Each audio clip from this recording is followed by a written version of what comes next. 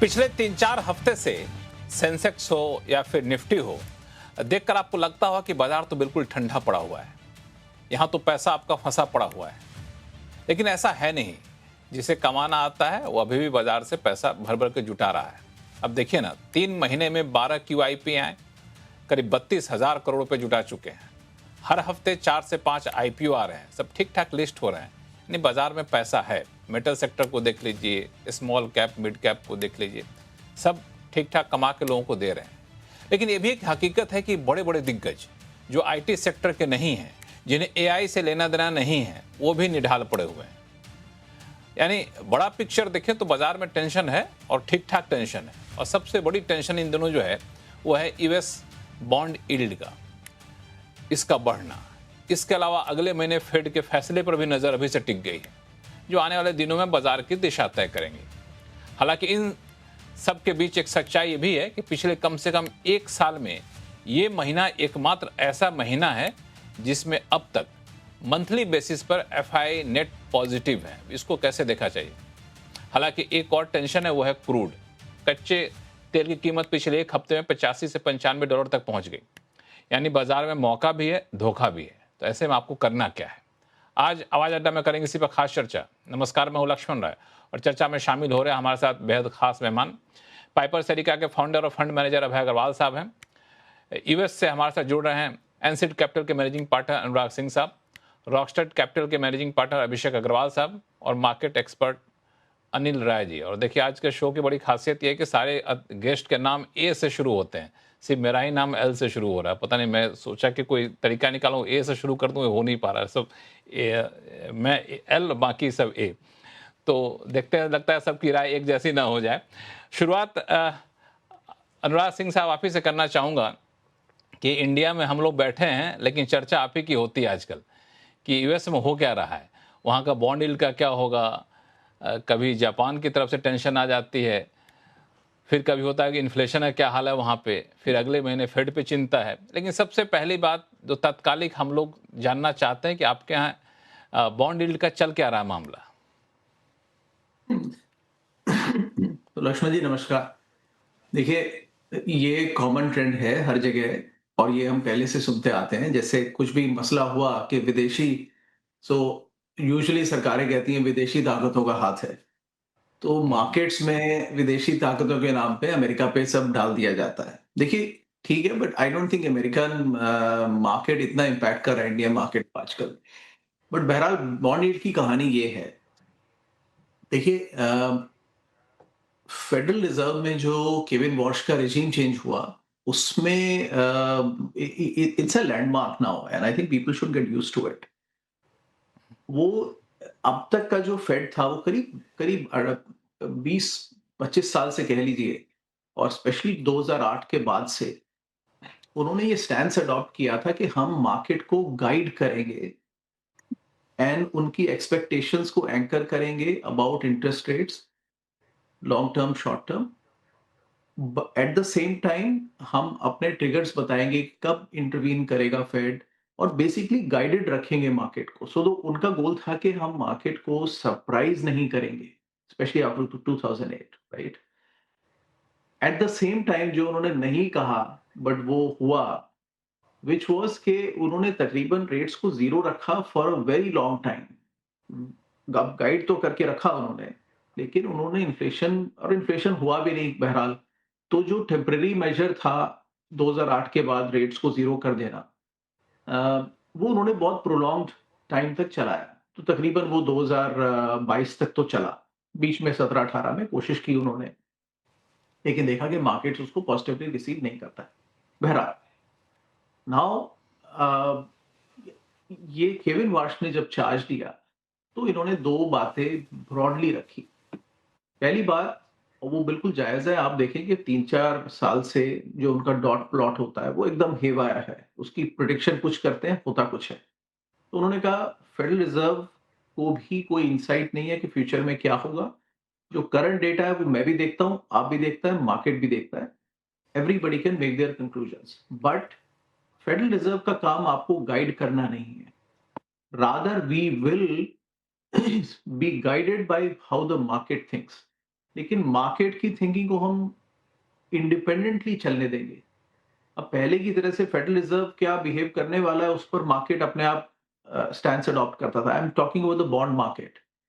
तो ये उन्होंने एक मेजर चेंज कहा और उसके बाद उन्होंने कहा कि फॉरवर्ड गाइडेंस हम बंद कर रहे हैं। जो डेटा आएगा उस हिसाब से हम एक्शन करेंगे। अब इसका छोटा-मोटा एडजस्टमेंट जो है वो मार्केट को करना पड़ेगा। Now market is in the lead, bond market, और फेडरल रिजर्व उसको फॉलो करेगा। तो ये कहानी चल रही है। इसमें लक्ष्मण जी थोड़ा बहुत एडजस्टमेंट जायज़ है, जो कि हो रहा है। तो लॉन्ग टर्म यील्ड में इन्वेस्टर ज़्यादा पैसे डिमांड कर रहे हैं, शॉर्ट टर्म में कम कर रहे हैं, बिकॉज़ वो वहाँ पे फेडरल रिजर्व की इंटरेस्ट रेट पॉलिसी का इम्पैक्ट ज़्यादा होता है। तो आप देखोगे यूएस में लॉन्ग टर्म यील्ड 10 ईयर की और 30 ईयर की थ्रेशोल्ड से ऊपर बढ़ गई। ये कोई इतना भी बड़ा नहीं है, आपके स्क्रीन पे चार्ट चल रहा है, वो पुराने हाई के आसपास है, उससे थोड़ा ऊपर है। I mean it's okay. अब लोग कहते हैं हिस्ट्री 25 साल से ऊपर है, लेकिन भाई 25 साल तो ज़ीरो का रेजीम चल रहा था, तो आप उससे कंपेयर भी कैसे कर सकते हैं? But this is the new normal, और ये यील्ड्स पहले भी यूएस में रह चुकी हैं अराउंड लेट 90s में। तो no big deal Lakshman ji, I think हम इसमें ज़्यादा रीड कर रहे हैं। मार्केट का एडजस्टमेंट पीरियड होने दीजिए उसको। इसको हम लोग ज़्यादा रीड कर रहे हैं और इसको एडजस्ट होने दीजिए। अभय अग्रवाल साहब, ऐसा है क्या? हम लोग कुछ ज़्यादा ही तवज्जो दे रहे हैं। आप म्यूट पे हैं सर। जी, हाँ, जी, जो अनुराग ने जो बात कही मैं उससे काफ़ी एग्री करता हूँ। आई थिंक थोड़ा ओवर रिएक्शन है और इसको मैं एक दूसरे तरीके से एनालाइज़ करना चाहूँगा लक्ष्मण जी। और वो ये है कि देखिए हम डेट को देखते हैं, तो डेट को हम आइसोलेशन में कभी नहीं देख सकते। अब ये कह रहे हैं कि एक जो यूएस का डेट है पहली बार $40 ट्रिलियन क्रॉस हो गया। अब पर सिर्फ आप वो $40 ट्रिलियन का नंबर देख के कोई एनालिसिस या कोई नतीजा नहीं निकाल सकते हैं। आपको ये देखना पड़ेगा कि जब यूएस का डेट $10 ट्रिलियन था, तब यूएस मार्केट का मार्केट कैप $11 ट्रिलियन था। ये 2008 की बात है। और फिर उसके बाद जब यूएस का डेट $20 ट्रिलियन हुआ, जो 2017 में हुआ, उस समय यूएस का मार्केट कैप जो था वो 31 ट्रिलियन के आसपास था। आज यूएस की डेट 40 ट्रिलियन है और मार्केट कैप 70 ट्रिलियन के ऊपर है।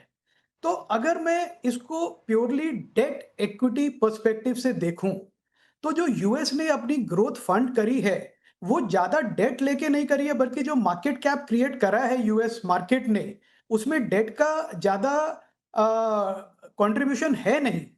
तो मुझे लगता है ये डेटा अगर मैं सिर्फ देखूं कि हाँ, एज्यूमिंग कि मार्केट्स ज़्यादा वोलेटाइल जोन में नहीं है, पर फिर भी आप $75 ट्रिलियन की मार्केट कैप के हैं, करेक्ट होके भी काफ़ी बफर है यूएस के पास, purely from a debt equity perspective, इसको सर्विस कर पाने का। तो मुझे नहीं लगता है कि मार्केट्स के लिए सिर्फ $40 ट्रिलियन का डेट नंबर क्रॉस हो जाना और उसकी वजह से बॉन्ड यील्ड्स में स्पाइक होना एक एक ऐसी चीज़ है जिससे इन्वेस्टर्स को डर के मार्केट से बाहर निकल जाना चाहिए। आई थिंक ये एडजस्टमेंट्स होती हैं, मार्केट में वॉलेटिलिटी क्रिएट करती हैं, पर मेरा ये मानना है अनुराग की तरह कि इसको 2, 3, 4 महीने का समय और देना चाहिए और ये अपने आप ये सिचुएशंस कई बार रिज़ॉल्व कर लेती हैं।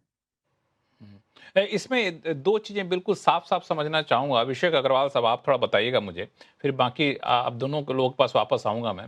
कि अभिषेक जी, पहला सवाल तो ये कि थोड़े समय के लिए ही सही, जैसे बाकी दोनों मेहमान बता रहे हैं, बॉन्ड यील्ड बढ़ता है तो मार्केट अभी जो जैसा ये दोनों कह रहे हैं कि ओवर रिएक्ट कर रहा है।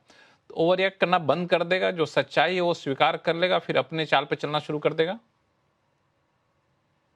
देखिए लक्ष्मण जी, ओवर रिएक्शन है या नहीं है, ये तो इतने कॉन्फिडेंटली मैं नहीं कह सकता, बिकॉज यहाँ पे क्या है, आइसोलेटेड फैक्टर्स नहीं है, राइट? आई मीन अगर हम ये सोच रहे हैं कि मार्केट ने रिएक्ट नेगेटिवली इसलिए किया बिकॉज सिर्फ और सिर्फ ये यूएस इंटरेस्ट रेट की बात हो रही है, तो मुझे नहीं लगता। मुझे लग रहा है क्रूड ऑयल का भी ये फैक्टर है, करेंसी का भी फैक्टर है। सो कॉम्बिनेशन के फैक्टर से डेफिनेटली चीजें हो रही है। अब यूएस के इंटरेस्ट रेट की चर्चा हो रही है, तो यहाँ पे क्या ऐसी चीज हो रही है जिसको लेकर कंसर्न आ रहा है, वो ये है ट्रेंड।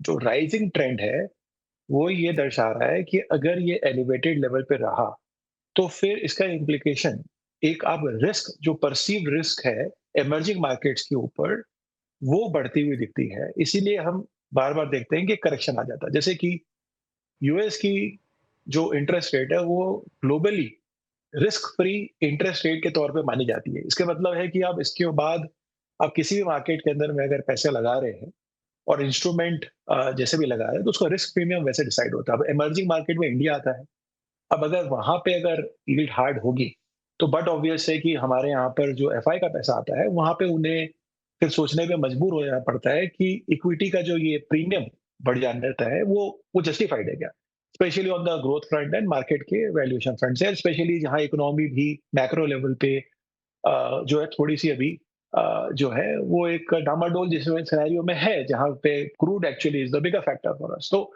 इस तरह से अगर मैं देखूं, तो मैं इसे इग्नोर तो नहीं कह सकता कि हमें इग्नोर कर देना चाहिए या ये इंटरम रिएक्शन है। मुझे लग रहा है कि अगर ये एलिवेशन मेंटेन रह गया, सस्टेन रह गया और ये राइजिंग ट्रेंड में रह गया, तो सर्टेनली इसका जो कंटिन्यूएशन है वो हमारे मार्केट पे एक समय के बाद शायद और भारी पड़ सकता है। तो ये मेरे हिसाब से मेरी एक रीडिंग है। अनिल जी, एकदम देखिए, यहाँ पर जो मेन कंसर्न है, जो यूएस का जो बॉन्ड मार्केट जो रिफ्लेक्ट कर रहा है, मैं थोड़ा उसके पीछे कहानी समझना चाहूँगा और बताना चाहूँगा कि ये बढ़ जो रहा है उसके पीछे क्या कारण है कि जितनी ज़्यादा आप देख रहे हैं जो जियोपॉलिटिकल या ग्लोबल जो अनसर्टेनिटी है, जिसकी वजह से आप कहें कि वॉर चल रहे हैं या फिर एनर्जी कॉस्ट उसकी वजह से राइज हो रही है, इन्फ्लेशन पे प्रेशर दिख रहा है और यूएस का डेट जो बढ़ रहा है उसको लेकर के डेफिनेटली एक चिंता है। तो ये सारी चीज़ें मिल करके इस बॉन्ड यील्ड को पुश कर रही हैं धीरे धीरे ऊपर की तरफ।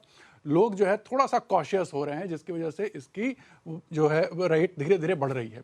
अब ये कहाँ तक बढ़ सकते हैं, देखिए 4.7 तो अभी चल रहा है, 5 तक तो मुझे लगता है कि फिर भी मैनेज हो सकता है। अगर ये 5 के ऊपर जाएगा तो हमें एक नेगेटिव रिएक्शन देखने को मिलेगा, जहाँ तक मुझे लग रहा है मार्केट के अंदर। तो 5 वो एक लेवल है जिसको हम वॉच करना चाहेंगे कि 5 के बिलो रहता है तो फिर ये मैनेजेबल है। क्योंकि अब क्या हो रहा है ना लक्ष्मण जी, धीरे धीरे कुछ चीज़ें अब धीरे धीरे इन्वेस्टमेंट सर्कल में नॉर्मल होती जा रही हैं। वो है वॉलेटिलिटी, अनसर्टेनिटी, जियो पॉलिटिकल जो स्ट्रगल्स हैं, स्ट्रेसेस हैं, वो अब नॉर्मल न्यू नॉर्मल होते चले जा रहे हैं।